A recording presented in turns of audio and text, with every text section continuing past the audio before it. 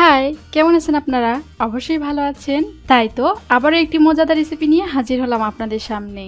গরম গরম বেগুনি বা বেগুনির চপ। এই রেসিপিটা কিভাবে তৈরি করবেন দেখে নিন। তবে শুরু করার আগে আপনাদের কাছে ছোট্ট একটাই অনুরোধ রইবে, যদি আমাদের রেসিপিগুলো আপনাদের ভালো লেগে থাকে তবে অবশ্যই সাবস্ক্রাইব করুন এবং পাশে থাকা বেল আইকনে ছোট্ট একটা ক্লিক করুন। তাহলে সবার আগে আমাদের রেসিপিগুলো আপনার নোটিফিকেশনে পৌঁছে যাবে। আমি প্রথমে একটা খালি বাটি নিয়েছি। সেই বাটিতে হাফ কাপ বেসন দিব, হাফ চা চামচ লবণ, সামান্য পরিমাণ গুঁড়া মরিচ, সামান্য হলুদ দিয়ে সবগুলো গুলিয়ে নিব চামচ দিয়ে। একটু করে পানি দিব ও সবগুলো ভালো করে গুলিয়ে নিব। পানি একবারে দিব না, কারণ গোলানিটা যেন বেশি পাতলা না হয়।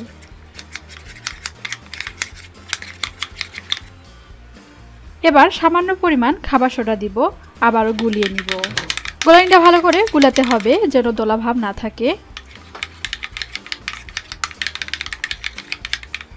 দেখেন এভাবে করে নিতে হবে যেন বেশি পাতলা না হয়।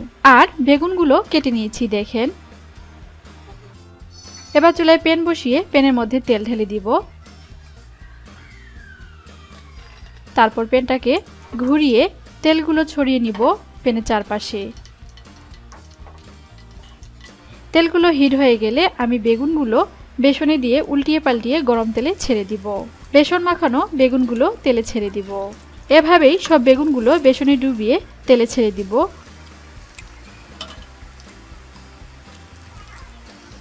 ও বেগুনিগুলো খোঁচা দিয়ে উল্টিয়ে দিব ও মচমচা করে ভেজে নিব।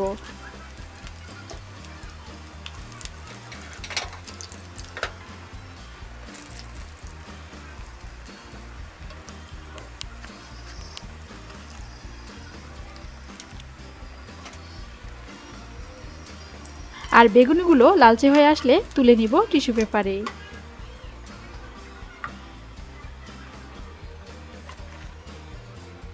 হয়ে গেল এই বেগুনি রেসিপিটা। গরম গরম খেতে ভালো লাগে সসের সাথে। যদি আমাদের রেসিপি আপনাদের ভালো লাগে বা আপনাদের উপকারে আসে তবে অবশ্যই লাইক, কমেন্ট ও শেয়ার করবেন। ও আমাদের আরো নতুন নতুন ভিডিও পেতে চাইলে অবশ্যই আমাদের চ্যানেলটিকে সাবস্ক্রাইব করবেন ও পাশের বেল আইকনে ছোট্ট একটা ক্লিক করবেন এবং আমাদের সঙ্গেই থাকবেন। ভালো থাকবেন, সুস্থ থাকবেন। ধন্যবাদ।